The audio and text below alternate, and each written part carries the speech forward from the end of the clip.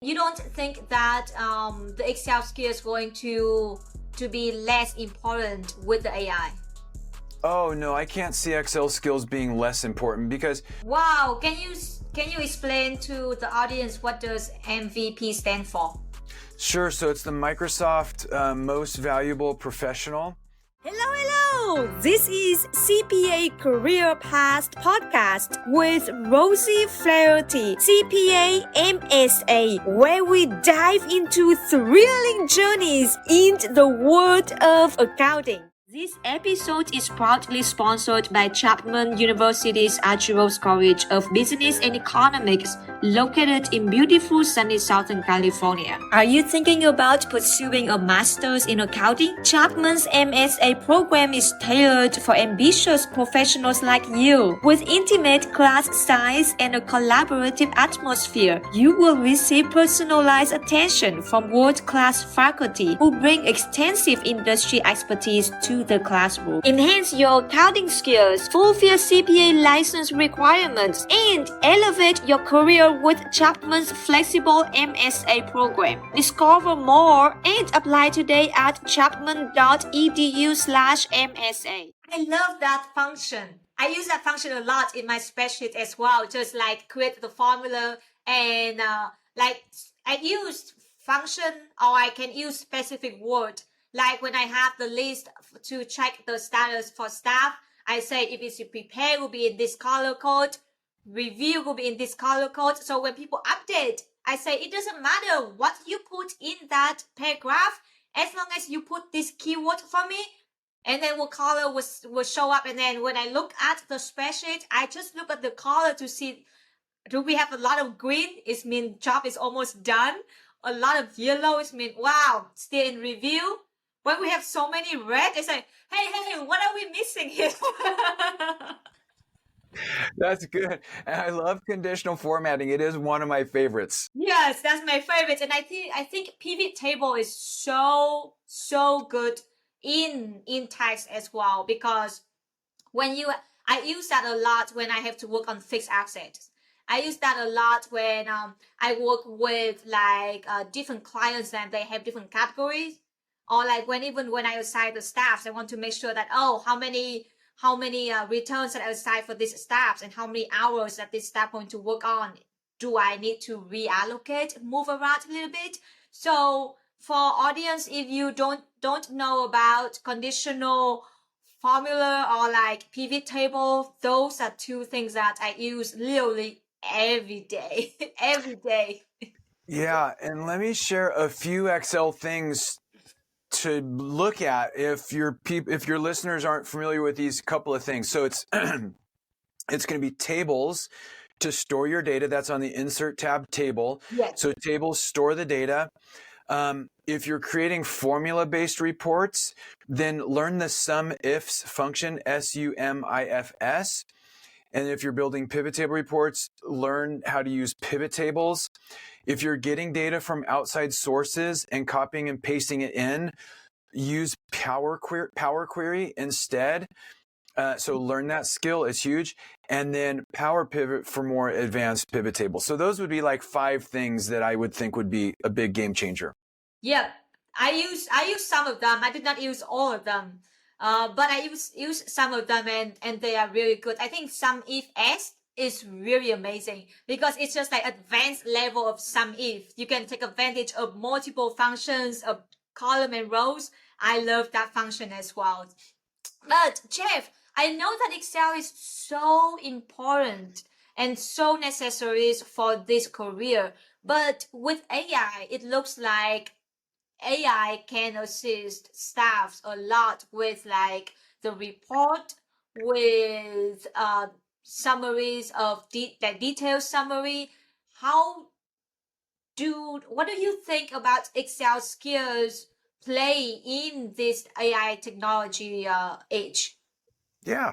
So I use AI every day, from ChatGPT to Copilot. And I feel like they are able to help us leverage and work faster. They're able to explain formulas that we encounter that we don't understand. So like if I inherit a workbook and it has a bunch of formulas with functions I can copy paste and say, please explain this formula to me so I understand it. It can help me write formulas and functions. It can help me write VBA or macros. It can help me understand VBA code and macros. It can actually, with Copilot built into Excel, it can actually make changes to your workbooks. So, hey, can you create a formula column that breaks out first name from last name? And then it can actually analyze it and make commands within your actual workbook. So I see it as a great leverage of helping us work faster and learn Excel faster and be able to use some of the features that I might not be aware of, like pivot tables. Hey, create a report. Hey, use a pivot table. So it's great for that type of solution. But you don't think that the Excel skill is going to be less important with the AI? Oh no, I can't see Excel skills being less important because honestly, if you say, what is total sales? And AI looks around and it says total sales is $1 million. How do you know? How do you know that's right? In other words, there's no audit trail. It just gives you the answer. And that's today's version. So you have to know where these numbers come from. You have to know how they were built. So when your manager or your CFO says, Jeff, what are these travel and meals and entertainment expenses? You have to know where they came from and what they are. So I don't see Excel skills going anywhere at all. I think it's just another feature to help us use Excel more effectively. Great. That's great. I love that because I love Excel. I don't want it to go away. People have been trying to kill Excel for a long time and they've failed every time. It's not going anywhere. No, one thing I don't understand, Jeff, that people still use calculator function in the laptop. And I was like, you opening Excel and you opening another function calculator to just calculate it? I don't get it because you can calculate it in Excel and just use the sum function. Help me understand why people do that. I don't know. I know that people use Excel at different levels. And, honestly, when you open up Excel for the first time, it's this blank grid and you're like, okay, now what? Like, what do I do? And so people are at different levels of their Excel journey. And so wherever you are, I just try to help you take the next step and the next step and the next step because it's a deep program. It's a big program. It's not simple to master. And so wherever you are on your Excel journey, I say, let's just keep taking the next step. So if you're looking for a 10 key and typing in the number, let's talk about the sum function or the subtotal function, which might even be better depending on what you're working on. So everyone's at a different place. I like it how you put it. I agree that different people will have different journey in Excel. It's just like different people have different journey in this CPA career. So that's just very interesting to me that you working in audit and then you narrow it down to just focusing on Excel only. Do you feel like the knowledge that you learned when you were in public accounting or in private accounting is wasting? You waste your time in those years working in accounting, or those experiences support you to be who you are today? Absolutely, they support where I'm at today. I wouldn't be here had I not had all of this different path. I mean, from public accounting to private and industry and the consulting business, they've all helped add to Excel University. It's all been one big journey, from the articles to the blog to the YouTube channel to the hundreds of live sessions to the on-demand courses helping everyone around the world. It's all supportive of the company and where I'm at now. And I'm really just trying to leverage my ability to help as many people as possible. So there are so many Excel trainings in the market already. Like even within the firm, we also have a lot of trainings, Excel videos, maybe from different companies. How do you make yourself stand out among so many other Excel training company? Yeah. So the big differences for my training is it's designed, okay. It's designed for accounting and finance and CPA roles. And so I focus only on a subset of Excel, the subset that's most going to help you work faster if you're in one of those roles. The second thing is I design it to help you with your recurring use workbooks. So I don't just teach something because it's cool. I only teach it if it helps you speed up and work faster. That's my criteria. The other thing is it builds on itself and then revisits different topics. So I might show you about concatenation in one lesson, but then we revisit that several times. And so it's not like 6 individual courses. It's like one big progression. And that's a lot different than other classes, which are more like a random collection of tips and tricks. Mine is explicitly designed in a very specific progression. And then the other thing is it's designed to give CPE credit. So if you're a CPA, we are a NASBA approved CPE sponsor. And so the classes are for CPE credit. So when you're looking for CPE, you could take some things that are I just click the attendance check and move on and I don't get anything out of it.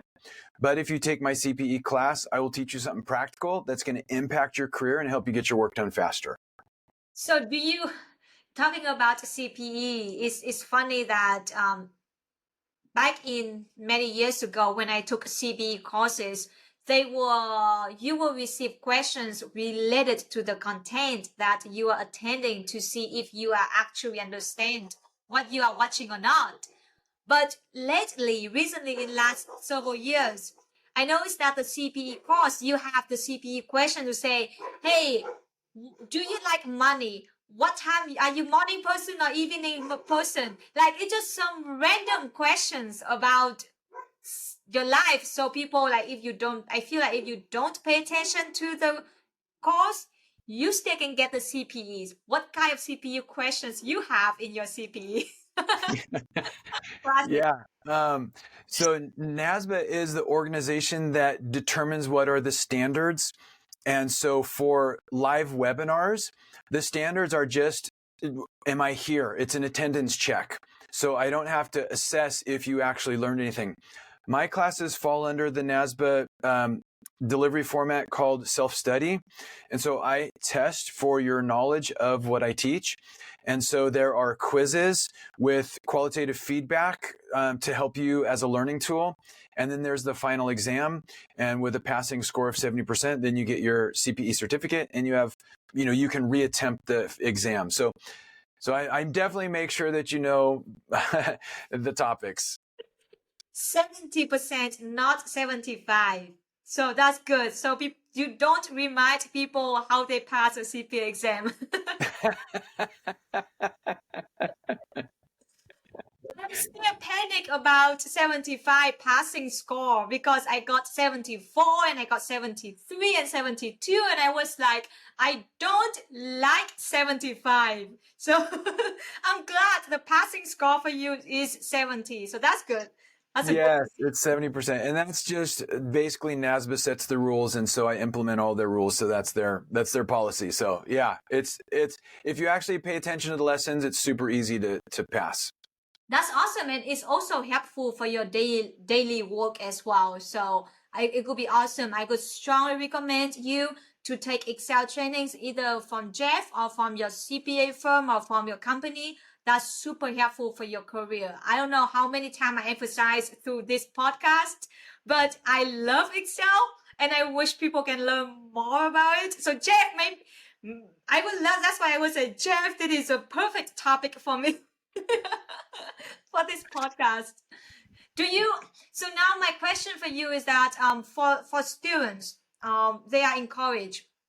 They're not sure about what their career looks like after they graduate with their accounting degrees, that they want to pursue a CPA or not. But based on what you are doing, people may come up to see that, hey, Jeff, he can do Excel with the CPA license, but I can do just the same like what he does right now without a CPA license. So what is the CPA license roles in your career?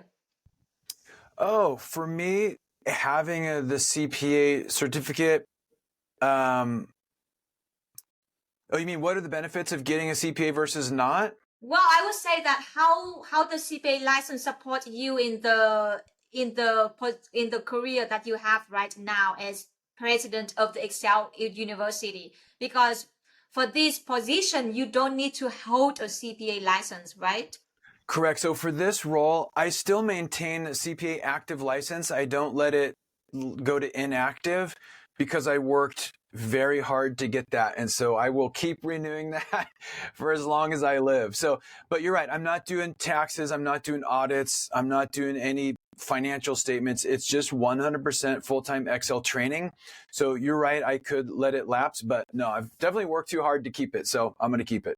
So why you want to keep it? What's the difference that you want to keep it and then you don't, that with the CPA license after your name, with like your name without CPA license, how people look at you with the CPA license? Yeah, well, that's true, especially for my audience who are largely CPAs or accounting and finance. By having CPA at the end of my name, they know I'm them and I'm them because I am them. I've done everything that they do, right? And so it helps them feel comfortable that the stuff I'm going to teach them is legit. It's like almost it meets a quality standard if you can kind of think about it like that. And so as a CPA, the courses are the highest quality that they can be, especially when you add on the fact that NASBA puts a lot of quality standards. And so my classes have to meet that high threshold for delivery and for content. And so they can rest assured that it's the best training that they can get. That's awesome. How long does it take to for you to have NASBA approve your course? Long time. Long time, but it was back when they were redoing their QAS. So the queue was extra long, but it took about 18 months to get the class to become a NASBA CPE sponsor. I've heard it's less time now, but at that time, yeah, about a year and a half. Wow, that's a long time. Yeah. Yes. Yeah. But It was yeah, a very long time. now you work hard for the CPA license and you work hard for that NASBA sponsor. So you're not going to lose those two things. Correct. I update that every year and to make sure that I'm current. Yes. Do you involve in a lot of volunteering activities to spread more information about what you are doing with the Excel, your passion about Excel to students? Yes. So actually, that's one of the things that Microsoft looks at when they're considering who to give the Microsoft MVP award to. So just by way of background, the MVP is awarded to a relatively few number of professionals for their contributions to the community. And so what that means is I donate, actually, most of my time is spent developing my free content. Very little time is spent developing content that I charge money for. And so it's going to be things like all of my YouTube videos, my blog posts, the articles. And so that's most of my time is actually volunteering in a way because it's developing content that can be consumed for free immediately. And that's why I was awarded the MVP. Wow. Can you explain to the audience what does MVP stand for? Sure. So it's the Microsoft Most Valuable Professional. And so once you're awarded, you apply, and then once you're awarded, you are part of a group that actually gets to interact with the program managers at Microsoft on the Excel team. And so we're currently having monthly meetings with the Excel program managers, and they're constantly getting our feedback about potential new features that they're developing. They'll show us little sneak peeks. So I'm under NDA, so I can't talk about any of the new stuff until it actually gets released.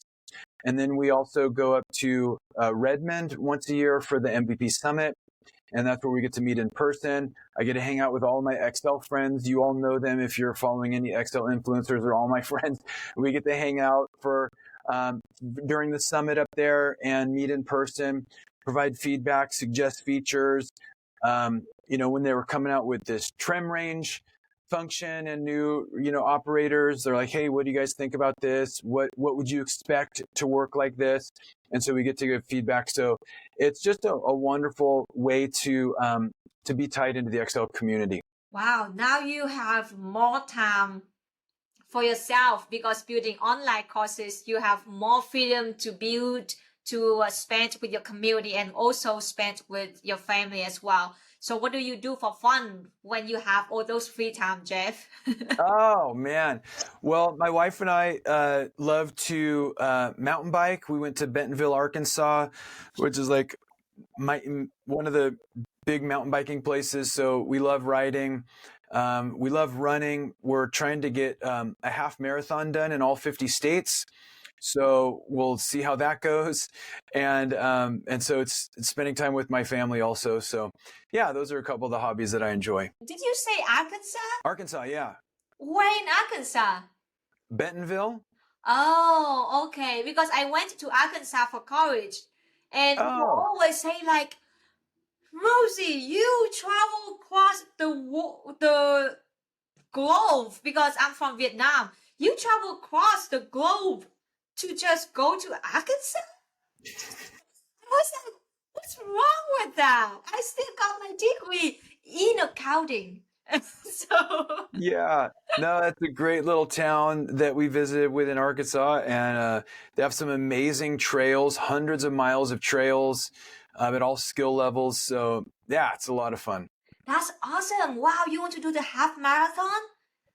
Yeah, in every state, we're trying to get that done. So How many states have you done so far?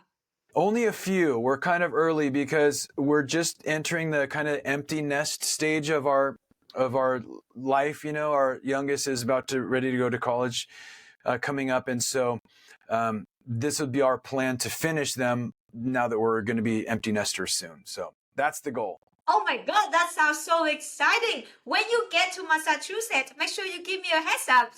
Yes, that would be awesome.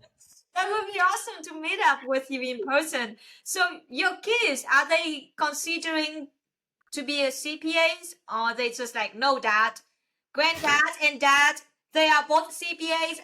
My family have enough CPAs. I know. I don't really see that in their future, although our youngest is talking about a business degree, so that might lead to accounting, who knows? But yeah, otherwise I encourage them to follow the passion in their heart and not just follow something that would be for me. I'd much rather them do something that they love, and I encourage them fully to do that. Wow, talking about the passion, a lot of people, they say that, hey, you have this career, you should choose something that you like, you have passion about it. And so this is just a funny joke we talk in public accounting, like, so you tell me that you're so passionate about accounting, but do you really feel like your passion when you work so many hours in busy season? Are you still passionate about that? No, I know, I understand. And all the deadlines and the stress and the pressure. Yeah. Yeah, so your career option is just like provide to audience that, hey, you can take a different path with no deadline and have all the free time going to go all the mountain bike and half marathon when you have free time. So Yes, and I actually love being in accounting, and because I feel like it can lead you anywhere. Like, let's say you love technology. You could be an accountant at a tech firm. Like, it opens so many doors to any industry that you want and any specific company that you want. And so it can really, it can lead you anywhere you want to go. I mean, look at where it led me. Now I'm actually getting paid to do the thing I love, which is to talk about Excel. Like, what? isn't it amazing? It's amazing. Yes, that's just crazy, because talking about do what you love, I love talking to people. So that's why I have this podcast. And so I'm doing this podcast for free for a long time. And people like, when people ask me about podcast, and they was like, where do you find time to do all this podcast when you have to do tax deadline, busy season, staff trainings, and also like you do all of this for free? I was like, well, it's my passion. And so when I have the sponsors for this podcast, it is the Chapman Universities when I went to for my master degree. I was so excited that yes, not that much, but finally I get paid for what I like to do.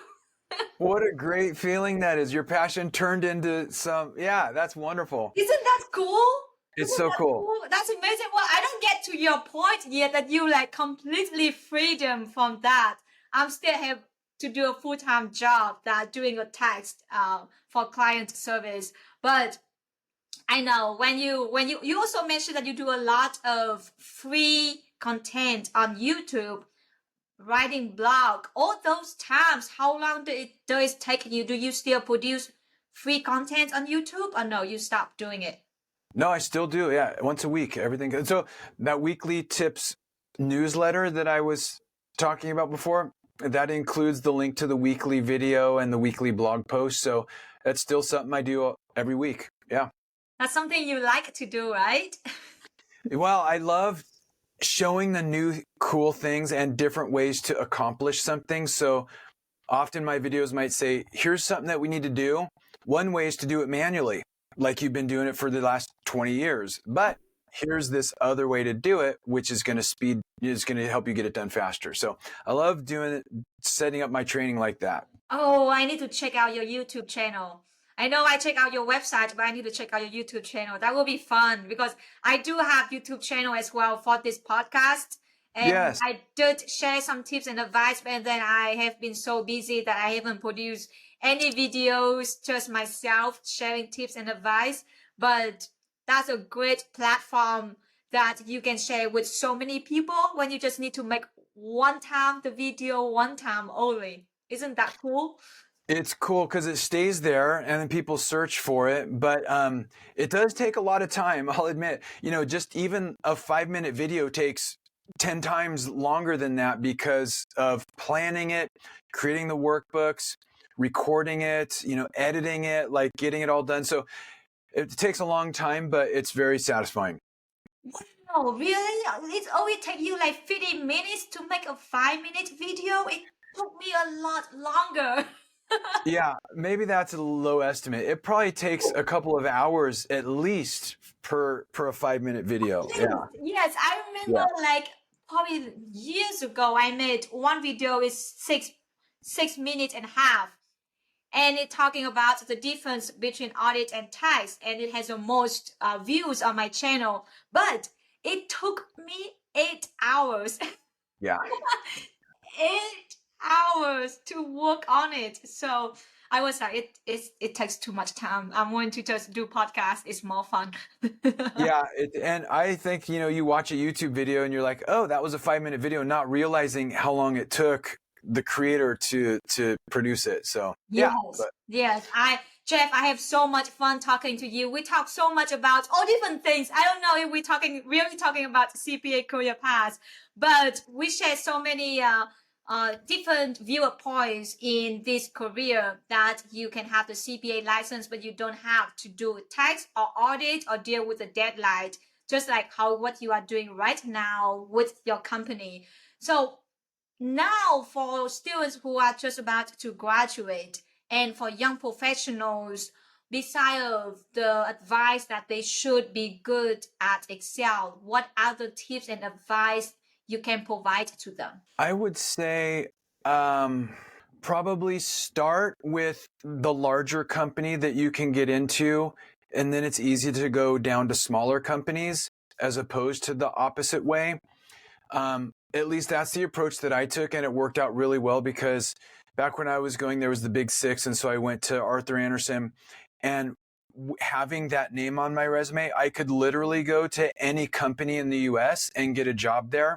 And so it stacks up your resume to give you leverage to go to your next step in the process. So that would kind of be what I would recommend. That's a good tip. That's a good tip because most people would say a lot of soft skills, a lot of like how you need to focus on like communication, expand your network. But it's also good that if you can start at like big firms and they know the name is well known by so many people. When they look at your resume and say, "Ooh, this golden piece on your resume," and you just get at least you passed the first review route and you can get to the first review, like actually interact with someone from the firm or company. So Yes. I love that, Jeff. Thank you so much for the interview today. I feel like we learned so much about Excel, and people who listening to this podcast, check out his website, his blog, his YouTube, his weekly news is amazing. And again, please learn about Excel. That will help you so much for your career. Thank you so much, Jeff, for the interview today. All right. Thank you so much. It was great being on your show and appreciate your time. Thank you.